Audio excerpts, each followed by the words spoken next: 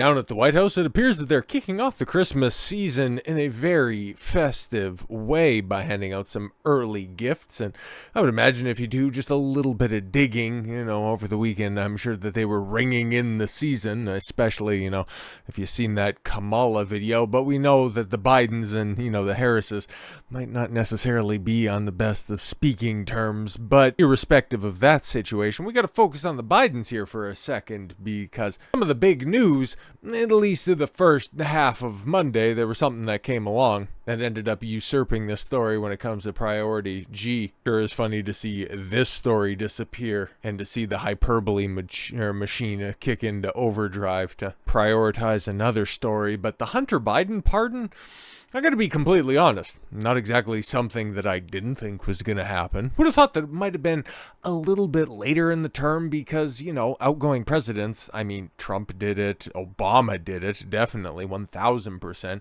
Like handing out blanket pardons to dozens, hundreds of people. It's exactly what a president does in the final days of his term, but this is Biden we're talking about in the final days of his term.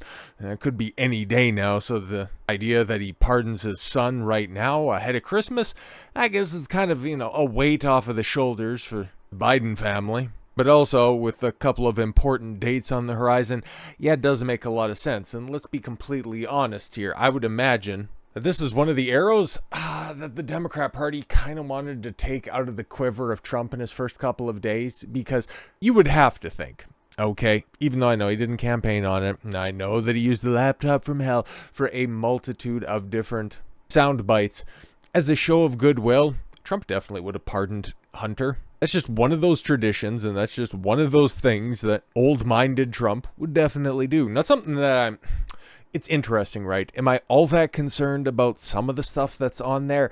Well, his drug use, while I might find it personally reprehensible, I think that there are other things, especially, given the fact that the Democrats wanted to so strongly put across that, nobody's above the law, as Biden has tweeted out there multiple different times, especially in the aftermath of the Mar-a-Lago raids. There are some national information, defense secrets that Hunter could have peddled in that were worthy of investigation, and also a couple of other things to compare and contrast with, your random conserva thought out there. I actually don't care that Joe Biden pardoned Hunter. No, there were a couple of other crimes that were on there that were definitely worthy of investigation, and whether or not, that idea that Hunter likes him a little bit young could have been on the back burner at the FBI waiting for, maybe a new director like one Kash Patel to come along with that unhinged looking dude. I've been wanting to talk politics for a little while, but here's the thing, man. It's kind of emblematic of this Hunter Biden pardon. The news cycle and the churn, everything that seems super important right now, give it about 24 hours and it's really not all that consequential. So I think the Hunter pardon, which we'll talk about here, because Joe Biden pushed President Biden to pardon disgraced son Hunter.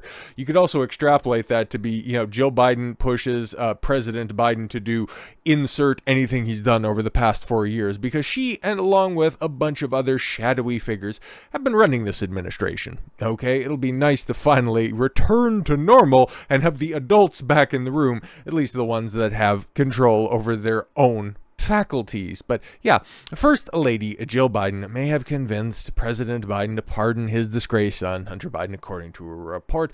And clearly, there was pressure inside the family. Jeff Zeleny, CNN's chief national affairs correspondent, said during an appearance on the network Monday, "We were told recently, really in recent weeks, that Jill Biden, First Lady, they refer to as Dr. Jill, it's like it's a fake PhD or whatever, but anyways, not as fake as that one that's going around on social media. I don't even know what to do with that on story. But anyways, was very supportive of the president doing something like this. Yeah, exactly. Getting ahead of this stuff. It's one of those things that I don't think anybody's really going to fault Biden for. It's not something that they can actually punish him for. And it's not like the media would, hold his feet to the fire on that one. He's a lame duck president during a lame duck term.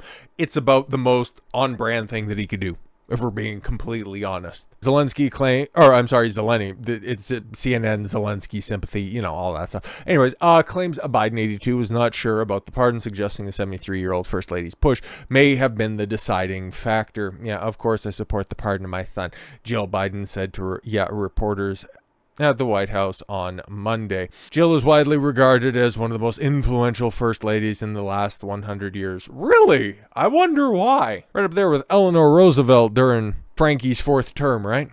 Throughout her husband's presidency, Jill has gained a reputation for tightly controlling access to the husband and for taking aggressive steps to shield Joe from the press. Exactly, and conducting her own interviews. It was so great. You did such a great job, Joe. You answered all the questions. Yay!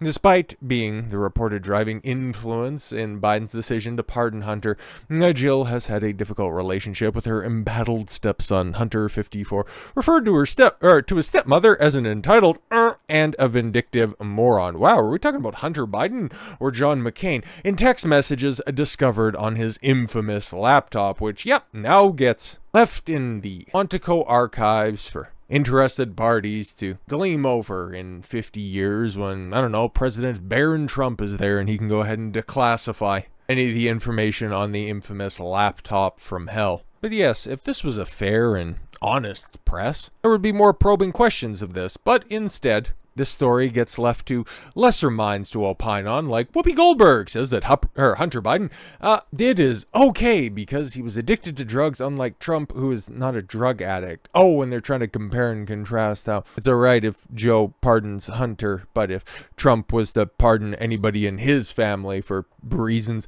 that would be above board. Yeah, Goldberg said people need to stop accusing Biden of lying when he said he would not be pardoning his son. Exactly. It's a precedent for all of us to open our eyes because we've elected someone who's in a similar situation, who didn't have any drug problem. He knew what he was doing. Right. Fantastic. Just the logic leaps on that are absolutely insane. But yeah, like I said before, there was a big reason why the pardon went down right now was because Hunter was scheduled to be sentenced for a gun case on December 12th and the tax case December 16th. But guess what? We can go ahead and wash our hands of all of that stuff. See, all of the impropriety writ large, just go ahead and be swept under the rug because guess what? Trump said that Canada could become the 51st state. It's like, all right, it's kind of based as hell. And if you guys know, it's like, I'm a Canadian. I'm from up here in northern Alberta. I don't think I necessarily hide my affection and admiration for a certain brand of American conservatism all that well. When I earnestly hear the idea of Canada being turned into the 51st state, I would like to amend that by saying, well, if you just want to take like Alberta and Saskatchewan, the productive side of things, or, try to save a lot of BC, just keep the lower mainland out there. You can just, just spin off into the ocean for all I care. But for a vast majority of the productive British Columbia, if you'd like to take some of that, okay, and if Manitoba wants to get in line, like if you want to take the western provinces, that's fantastic, okay? And I'm sure the territories will get in line or something like that. So if you'd like to have, an additional 7 states, I think we can work in something like that, as long as Alberta becomes the 52nd province, okay? I'm fine with all of that stuff. You don't really want the burden that is Quebec and Ontario, okay, and all of those eastern provinces, which you might have ended up getting saddled with. Maritime stuff. Had one of the Quebec referendums went through in the late 90s. That's an entire can of worms if you don't know about that. That was a point in time that would have been, very interesting, and that's one of those historical what-ifs that would have loved to see play out. Just a stroppy kid getting a little bit too big for their britches, saying, we're just going to go ahead and we're going to leave right now, and we're going to take our shit and we're going to leave. Don't try to stop us, Mom and Dad. I have thought about this long and hard. Now realizing that their natural resource cache is vastly diminished, and this isn't a point in time in history where you can trade beaver pelts for anything meaningful on the world stage. They're the biggest tax suck in the entire country, but I digress. This is a little bit more pertinent because I think it was over the weekend. Trudeau flew down to Mar-a-Lago. He went to go bend the knee at King's Landing, as it were. And apparently Trump laid out the law. I'm not entirely sure to the validity of this, even though the quote that we've heard out of this, seems very on point. This seems like just boilerplate Trump rhetoric. It's just another one of those situations, okay? Because I'm old enough to remember, back when, Trump was in office in 2016 through 2020. It's like, yeah, this is the stuff that comes out. One unverified source is like, oh my God, Trump's going to be a tyrant. He's going to reinstitute manifest destiny. He's going to, take over the country. And it's like, if only. But this is bloviating, okay? I'm a Trump guy. I'm a Trump supporter. If I had the opportunity to, I would have voted for the guy 3 times. But honestly, this is just, it's kind of like end of conversation rhetoric, where it's like, okay, cool, we're all going to start by introducing a topic, and then at the end of it, listen, Justin, if things go real bad, this is what's going to happen, okay? If you can't deal with this stuff, okay, guess what? You'll be lucky to be governor of the 51st state. You hear me? Okay, this is what's going to happen. That's likely how this all ended up playing out. So this whole rhetoric, oh my God, Trump's going to come. Oh, he's going to take over Canada. It's like, yeah, okay. You know why this is getting spun out of control? And Hunter Biden's pardon. Don't worry about that. It's like, oh, we kind of all knew that was going to happen. It's not that big of a deal. It's like, what was on the laptop to begin with anyways? Brain dead assholes. Go back to thought posting on the internet, you whore. President-elect Donald Trump reportedly joked Canadian Prime Minister Justin Trudeau last week that his country should become part of the United States if it can't handle his aggressive tariff plan. And that is all, of course, predicated, like, all of these tariffs that are being thrown around and all of these brainlets that think that, oh, everything's going to get so much more expensive because Trump doesn't know what he's doing when it comes to the economy. Oh, he's just going to start slapping on tariffs and all of our ancillary entertainment gifts. Oh, all of our electronics are going to become so expensive. You need to buy them now. Oh my God. I mean, you cannot, I know that some of you plebs cannot afford to feed or clothe yourself, but oh, if you are anticipating upgrading your computer anytime soon, feel free to buy a new graphics card because it might be too expensive in the future because Trump is going to put tariffs on China, where your microchips aren't made. That's in Taiwan, and as much as China considers Taiwan a part of their country, the wider world doesn't. But that's all right. They just need to go ahead and couch their Trump derangement syndrome in just pure stupidity. I digress. Trump, 78, made the quip during a 3-hour-long dinner with Trudeau at his Mar-a-Lago estate on Friday. The meeting prompted the president-elect's threat to impose a 25% tariff on Canadian imports. Yeah, if he doesn't fix the stupid border. That's the thing, right? Like, Trump has been, he's definitely campaigned on, and it was one of the most important positions and important issues for the electorate, shoring up the border, okay? And a lot of people were thinking, oh, just the southern border, but no. The northern border, anecdotally, hearing a lot of people just overstaying their visas coming in from Canada. You might not think that that's necessarily the biggest issue, okay? You got some snowbirds and you got some thoughts on leave. It's like, yeah, okay. It's not quite as bad as MS-13 coming down or anything like that, but I mean, there's some other issues going on here in Canada, okay? As is pointed out, and if you're from Canada in any significant population center, you kind of know that this is very much an issue. Canada uncovers 10,000 fake student visas, with 80% of the fraud committed by Indians, not feather. I mean, you go out, like right now, you go out anywhere right now, and it is Jeet Central. It doesn't matter where the hell you are. I'm not saying it's good. I'm not saying it's bad. I'm just saying it's what it is, and you're seeing the demographics change in front of your eyes right now, and the fact that they're here illegally or overstaying their visas, not saying that's the case for every single one of them, but chances are, as quickly as they showed up, I would imagine that there's a little bit of a paperwork issue. Some of them magically springing up out of the ground. But back to the meeting here. During their Palm Beach, Florida sit-down, Trudeau pleaded with Trump not to implement a new levy because it would kill Canada's economy. Well, yeah, because Trudeau's doing a good enough job on his own. He doesn't need additional help with that. So your country can't survive unless it's ripping off the United States to the tune of $100 billion, Trump reportedly replied, referencing the U.S. trade deficit with Canada. Yeah, exactly. This is all third-party information, okay? This is no official transcript or anything like this. The president-elect then joked that Canada could become the 51st state with Trudeau serving as its governor. No, just get Polly Pocket in there. Listen, I'm not a big fan of, Joe Rogan's favorite Canadian at this point in time, Pierre Poilievre. I think he's about as fake as Trudeau's hairpiece or birth certificate, but I've been seeing a bunch of the stuff he's been saying recently, and perhaps it is an authentic turn, but I will remind you of this one simple situation. Trump made more statements regarding the validity of the Freedom Convoy from 2022 than Pierre ever did. Pierre had the luxury of being in Ottawa at the time when those protests were going on. How many times did he go meet with those truckers? Yeah, exactly. but he had no problem at all grandstanding on how Trudeau was tyrannical, banishing them from the streets with extreme force, which I agree with him on that. But why didn't you take the time to go down there and address the thousands of people that were there? I'm just saying, he's not this staunch conservative that the rest of the world would love to paint him as. I've seen him act, okay? He's the most conservative leader for the federal Conservative Party that we've had since Stephen Harper, but a far cry from an actual leader like Stephen was. But the one thing that the international community has right when it comes to Justin Trudeau and his shaky footing is, yeah, he has to call an election this year, and it doesn't have to happen until the fall, which is big gay. And I'm talking 2025, by the way, obviously. And for the first time ever, okay, you're seeing his wider polling is so low where a minority government doesn't even look that possible. I think it's the most likely outcome if an election were to be called right now,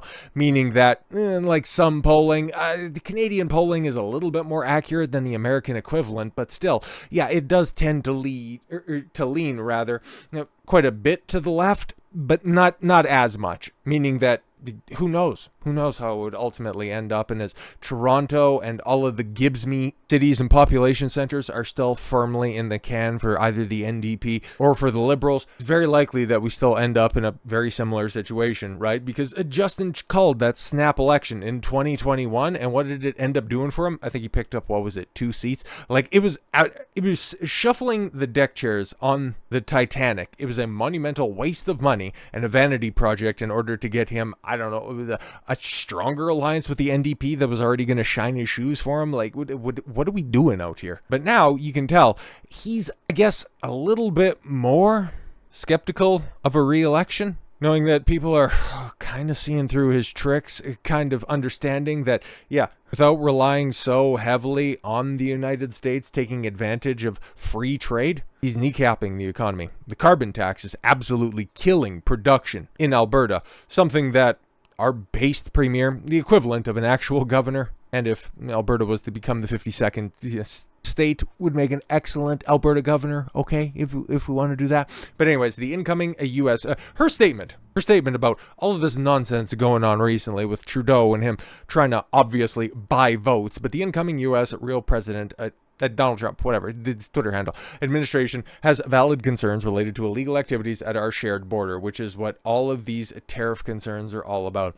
We are calling on the federal government to work with the incoming administration to resolve these issues immediately, thereby avoiding any unnecessary tariffs on Canadian exports to the United States. Fortunately, the vast majority of Alberta's energy exports to the United States are delivered through secure and safe pipelines, which do not in any way contribute to these illegal activities at the border. Yeah, and exactly. Here's the big reason why I'm such a big fan of the guy that I got the hat for and all that stuff is because, yeah, what was another one of his big mottos on the campaign trail? He had drill, baby, drill. And if there's going to be a thriving oil and gas industry down south, that means that there are certain pipelines that are going to have to run through a certain province. Okay, remember a little thing that Joe Biden killed on his first or second day in office, a Keystone XL pipeline?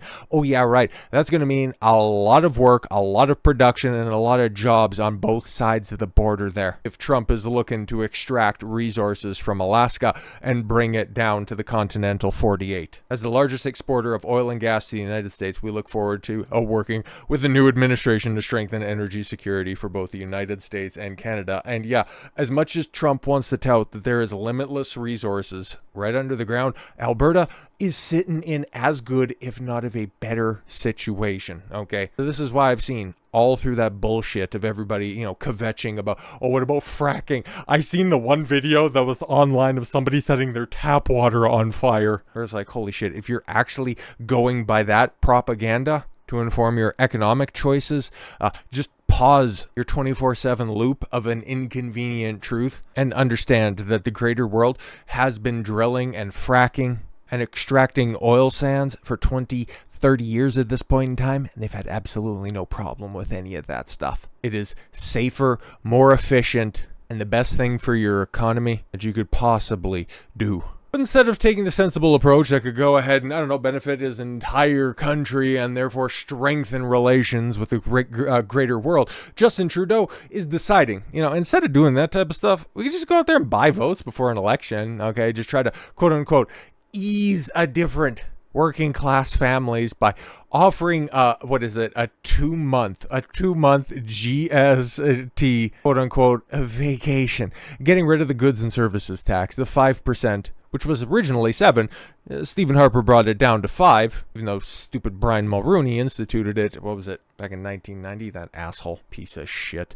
Anyways, but yeah, as I'm Hardy up north, good Alberta boy of himself, if you want to see a bunch of cold hard facts about the Canadian economy and how it's negatively affecting Alberta, his feed has been awfully good for a while. But yeah, he's pointing out how absolutely worthless it is when you're doing a grocery shopping trip, that's the way that Justin Trudeau and the Liberal Party wanted to pitch as a GST holiday. Oh, a 2-month break on GST, so you could go out there and you could get your kids, the Christmas gifts or holiday gifts that they want, and ease the burden of a grocery shopping bill. Yeah, as this dude points out, it's like, okay, cool, I could go ahead and show you an analogous receipt from me, but he's obviously buying for a family, and as you can see, a $340 grocery shopping bill that doesn't have that many lines. Like, we'll just scroll through this. All things considered, he's not buying that many things that are terribly out of pocket. A couple of those lines are other taxes and fees as well, as I can see up there. You got a 2 liter, or I guess that would be a 4 liter of milk, 2%.